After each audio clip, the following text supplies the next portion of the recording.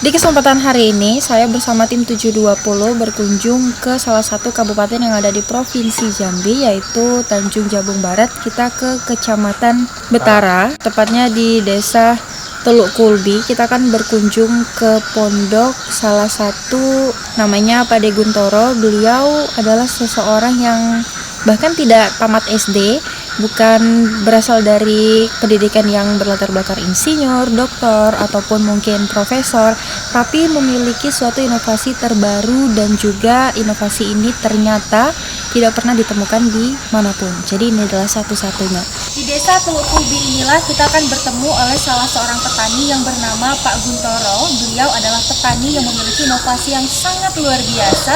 Dengan ide beliau inilah bisa membuat briket dari bahan dasar upi pinang atau yang biasa kita sebut dengan pelepah pinang. Seperti apa kita akan mengulas briket inovasi dari Pak Guntoro ini? Yuk langsung saja kita pasang.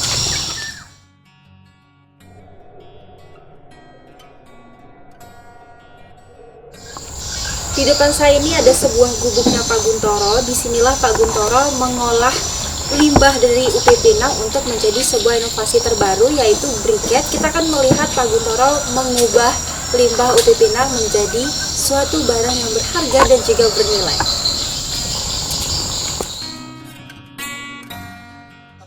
Sebuah briket yang berbahan dasar dari upi pinang, dan bahan dasarnya ini pun bukan upi pinang yang sempurna, tapi dicampur dengan limbah-limbah upi pinang yang sudah tidak terpakai. Bahkan ini adalah contoh limbah upi pinang ataupun pelepah pinang yang sudah saya bicarakan tadi di awal, di mana limbah ini nantinya akan dibakar oleh Bapak Guntoro dan akan menjadi seperti ini. Nah, ini adalah contoh limbah upi pinang yang sudah dibakar dan siap ditumbuk untuk dijadikan briket. Tapi tidak sampai di sini saja, ada proses panjang lainnya yang akan dijelaskan sama Pak Guntoro. Cuma untuk pemirsa ketahui bahwa ternyata upi pinang yang hanya biasanya kita lihat di tempat-tempat sampah ataupun tidak digunakan sebagaimana biasanya, itu ternyata punya nilai yang sangat berharga. Nih, nanti kita lihat ya prosesnya seperti apa, akan kita tanya sama Pak Guntoro.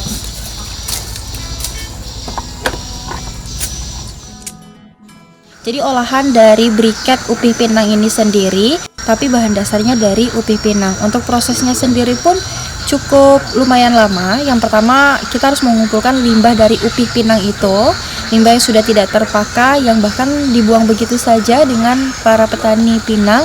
Lalu kita akan melakukan proses pembakaran kurang lebih itu 2 hari.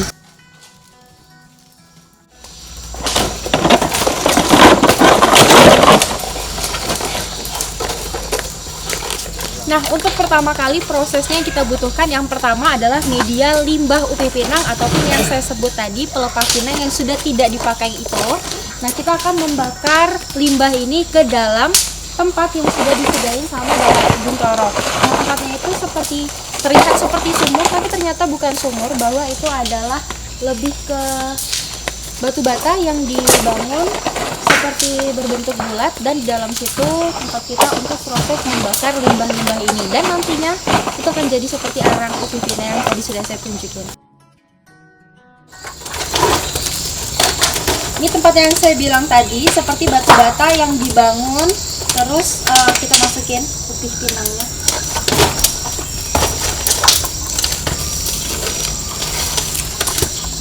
Jadi proses menjadi arang ini, upi pinang beserta limbah-limbah yang lain itu dibakar dulu sampai semuanya itu melebur menjadi arang seperti biasa. Nanti akan diproses lagi dengan selanjutnya. Kurang tahu berapa waktu yang dibutuhkan, nanti kita tanya sama Pak Guntoro.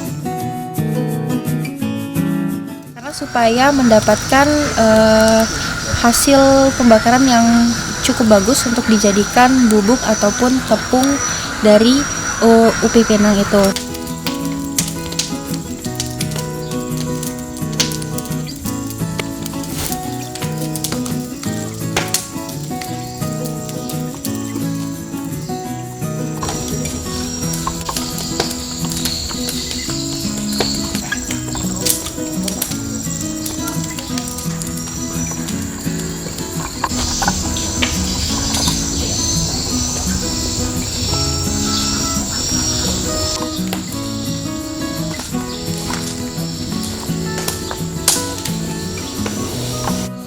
menurut informasi yang sudah saya tanyakan ke Pak Guntoro bahwa upi pinang yang sudah dibakar di dalam batu bata yang tersusun ini ternyata itu memerlukan proses waktu kurang lebih 2 hari. Karena kenapa?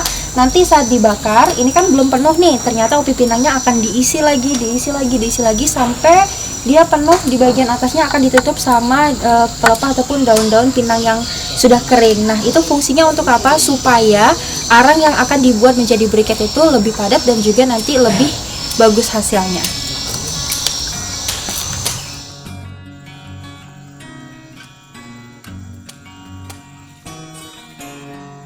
Nah, setelah dari proses pembakaran, hasilnya nanti akan kita jemur di bawah sinar terik matahari. Untuk penjemurannya sendiri pun masih menggunakan teknik manual dengan cuaca sinar matahari.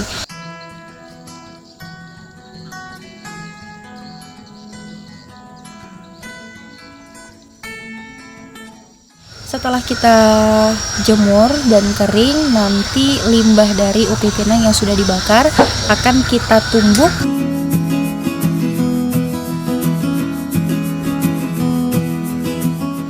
Padi yang tadi sudah kita lakukan bersama Pak De Guntoro juga. Tumbukannya pun juga masih proses manual berbentuk batang kayu yang tengahnya itu dibolongin, nanti dimasukin ke dalam situ limbah yang sudah dibakar dan kita tumbuk menggunakan kayu. Pak De. Kebetulan kemarin awal mulanya kita tuh di sini produk piring dari UP, ya, karena limbahnya tuh menumpuk, kita bingung mau buang kemana di sini lingkungan rumah tangga. Jadi kan akhirnya karena istri saya itu sudah kita tengok kan 2 kali itu berangkat pulang cari gas tuh tidak dapat, akhirnya timbul ke situ kita bikin arang. Kita nengok di YouTube tuh ada juga sih orang bikin briket, tapi kan dari batok kelapa ya, batok kelapa, arang kayu ya. Kalau kita tuh timbul penemu tuh karena saya sendiri tadinya tuh waktu di sini masih hutan itu kita sudah berusaha untuk cari makan bikin arang ya kita jual. Jadi kita ketemu berarti ini pun tetap bisa kita bikin arang kan gitu. Apa sih bedanya dengan kayu kan gitu. Setelah kita coba jadi ya, tapi kita tetap yang mengalami kegagalan tuh sekitar berapa bulan, ada 2 bulan ya. Kita pencetak pun gagal, kita bikin lagi, kita bikin lagi, kita jemur gagal lagi, kita olah lagi kan gitu. Tetap banyak kegagalan banyak gitu. Pertama tuh kita mencoba sendiri ya untuk bakar ikan, bakar ayam ya. Setelah tuh kawan pun punya ide, istilahnya tadinya tuh ada orang mau kepengen pakai, tetangga pun ada yang mau kepengen pakai untuk bakar-bakar ayam, kebetulan ada acara gitu ya kita kasih sih, walaupun secara kita harga tuh belum kita yakin harga sekian belum, tapi tetap kita jual gitu ya. Waktu itu kita masih jual per kilo harga 20 ya. Berarti per kilo briket itu 20.000 ya Pak ya? 20.000. Full ya, itu ukuran bisa mencapai 30 karung atau ke 40 karung, itu kita membutuhkan waktu proses minimal 2 hari ya. 2 hari tuh Pak ya. Tergantung cuaca juga nggak kira-kira? Nah, kalau sudah kita bakar normal itu kalaupun hujan itu tidak pengaruh sih. Soalnya barang itu kan kalau kita sudah full kita tutup, api di dalam tetap bakar. Tetap kebakar prosesnya. Cuma kan waktunya 2 hari. Kita sudah campur pakai air, sudah menjadi bubur, baru kita olah menjadi sejenis kayak kita mau bikin kue lah. Cuma kan karena kita masih manual, sebetulnya kalau kita sudah pakai mesin itu walaupun yang aduk kan kita pakai mixer besar ya. Iya. Jadi kalau temannya sekali bikin mau 1 kintal atau 2 kintal itu sudah pakai mesin.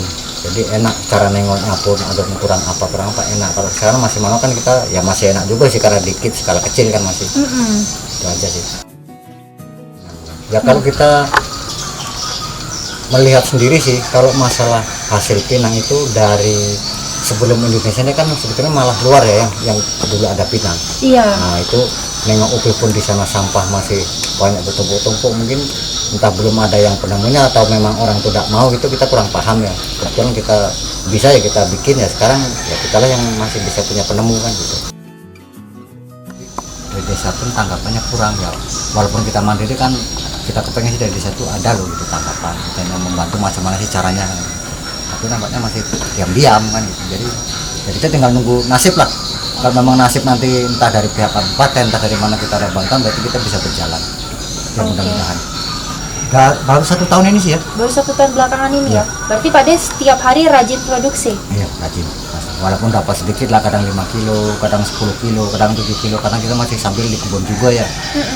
Ya kita mau sekarang menggerakkan kelompok tani, kelompok tani sudah cukup, anggotanya sudah cukup, cuma masih tahap awal ini kan kita belum ada mesin. Kalau kita tuh menggerakkan kelompok tani, kita belum ada modal untuk gaji orang. Kalau jual sih kemarin kita sudah kirim sampai ke Lampung, juga kirim sampai ke Tangerang apa dia? Tangerang sudah pernah juga. Ya kalau untuk saat ini sekarang walaupun ada permintaan, kita belum berani jual secara Partai besar cepat ya. Masanya kita mengingat kita keadaan pencetak ini paling per hari kan masih 10-7 kilo, jadi takutnya nanti kan mengecewakan konsumen. Jadi kita sampai kurang peduli ya, karena itu termasuk sampah. Jadi mungkin kalau dinilai harganya kan tidak seberapa, jadi itu bersifat masa bodoh sih. Walaupun ada yang ngambil ya terserah, kalau mau ngambil kan gitu aja sih. Tapi entah nantinya ke depannya kalau kita sudah melalui proses pakai mesin itu mungkin orang yang mungkin ibu-ibu mungkin bisa nanti kita kondisikan untuk cari UP atau harga berapa atau main kilo kan kita bisa. Cuma karena kita ini belum ada istilahnya mesin atau apa kan kita belum bisa mengkondisikan istilahnya mengalkulasikan berapa sih Pak untuk mencari UP. Untuk ke depan kita sudah merancang.